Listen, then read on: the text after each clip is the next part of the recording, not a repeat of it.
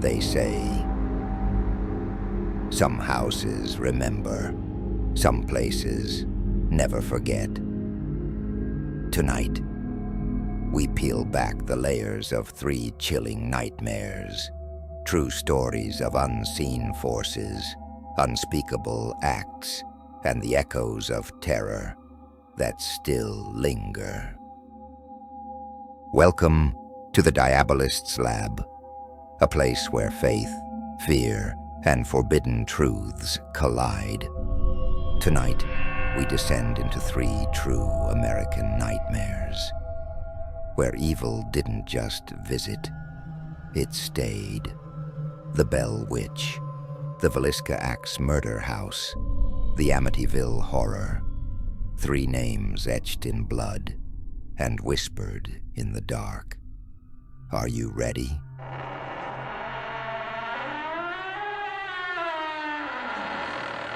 Enter if you dare. Exit if you can. And don't forget, if these tales intrigue or disturb you, hit that like button, drop a comment, and subscribe to the Diabolist's Lab on YouTube and TikTok. Watch till the end, and if it resonates with you, consider supporting our work through the Ko-fi link below. Every contribution helps keep the lab running and the darkness illuminated.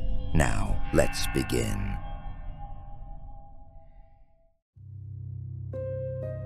The Bell Witch Haunting, a Southern Nightmare.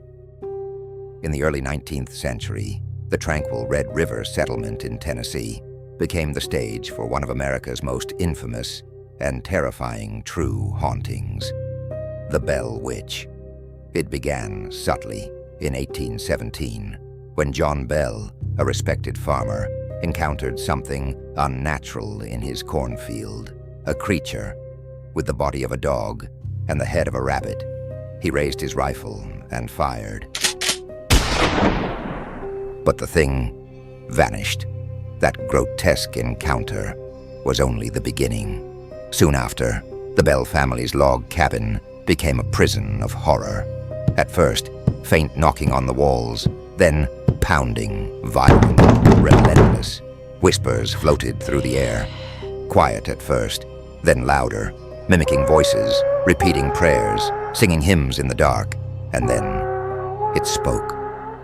"I am Kate," it said, a spirit tied to a bitter neighbor, consumed with hate. But Kate saved her true malice for 2 people, John Bell and his youngest daughter, Betsy. The girl was tormented, dragged by her hair, slapped, bitten, her skin covered in welts and handprints, left by no one. The family's home was no longer a place of rest, but a cage, a nightmare with no dawn. Word of the haunting spread and reached Major General Andrew Jackson. Curious and skeptical, he visited the Bell home, but not for long. One of his men was stabbed by pins and beaten by invisible fists, then thrown out of the house by an unseen foot. Jackson, shaken, reportedly said, "I'd rather face the entire British Army than spend another night with the Bell Witch." The horror escalated. John Bell fell mysteriously ill. He withered day by day until December 20th, 1820. He died, and beside him, they found a vial, a black liquid, unknown, unnatural. The witch laughed and sang loudly, joyfully, as the family buried him. Her mission, it seems, was complete. She vanished, but not forever. Years later, she returned to speak with John Bell Jr. briefly, then disappeared again. And to this day, no one knows what the Bell Witch truly was. A ghost, a demon, a curse, or something far worse. She remains a chilling testament to a family haunted by a force they could never see, but never escape. The Villisca Axe Murder House, echoes of a brutal night. The quiet town of Villisca, Iowa, was forever scarred on the night of June 9th to 10th, 1912, by a crime so heinous it defies comprehension. Inside the modest home of Josiah and Sarah Moore, 6 family members and 2 young guests were brutally bludgeoned to death with an axe. The sheer savagery of the act, coupled with the chilling details left behind, cemented the house's reputation as one of the most haunted locations in America. The scene discovered the next morning was a tableau of unspeakable horror. All 8 victims, including 6 children, lay dead in their beds, their heads severely wounded. The killer, or killers, had taken perverse care. Every mirror in the house was covered with blankets or garments. The bodies were draped, and the murder weapon was left at the scene. Eerily, the perpetrator had even washed up and made themselves a snack before vanishing into the night, leaving no trace of forced entry or theft. The investigation was a chaotic mess, hampered by the lack of forensic techniques and the sheer number of curious townspeople who contaminated the crime scene. Despite multiple suspects emerging over the years, from a disgruntled former business associate of Josiah Moore to a traveling schizophrenic minister named Reverend George Kelly, who confessed but was later acquitted, the case remains officially unsolved. The house itself, meticulously restored to its 1912 appearance, stands as the sole silent witness to the carnage. Paranormal investigators and visitors report a heavy, oppressive atmosphere within the home. Objects move, disembodied voices whisper. Some claim to have seen shadowy figures or felt unseen hands. The lingering energy of that horrific night seems trapped within its walls, a perpetual echo of the innocent lives violently extinguished. The Villisca Axe Murder House isn't just a historical site. It's a chilling monument to an enduring mystery, where the spirits of the victims are said to still roam, forever seeking justice that never came.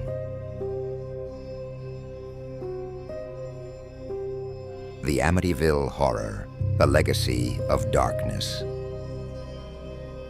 The Dutch colonial house at 112 Ocean Avenue in Amityville, Long Island, became synonymous with terror long before the Lutz family ever stepped foot inside.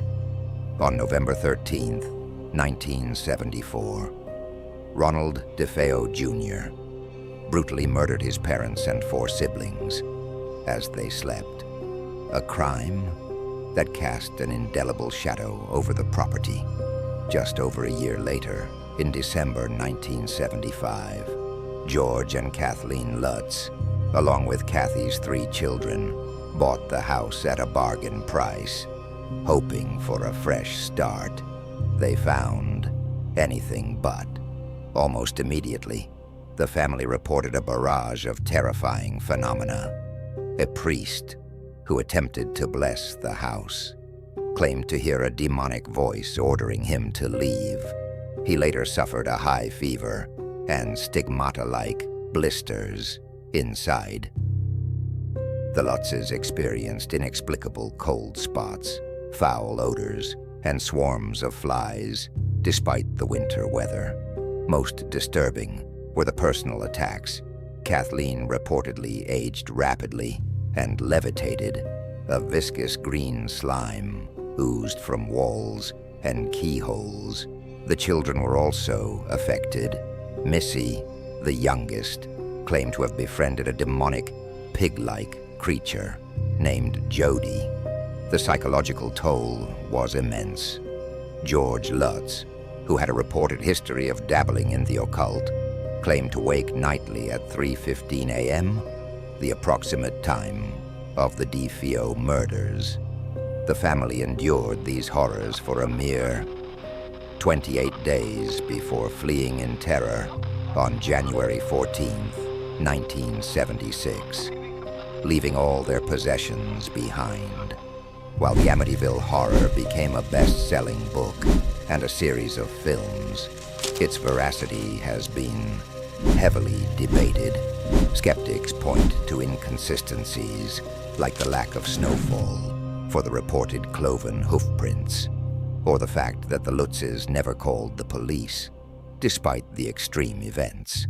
Ronald DeFeo Jr. himself changed his story multiple times. At one point, claiming demonic voices compelled him, only to recant before his death, stating, "There was no demon. I am the demon."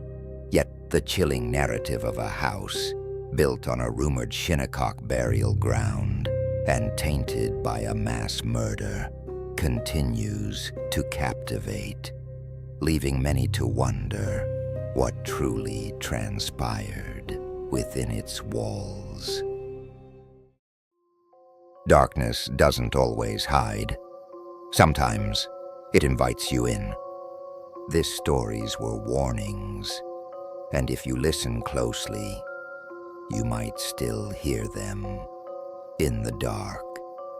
If this video left you questioning everything, show your support with a like and drop a comment with your theory.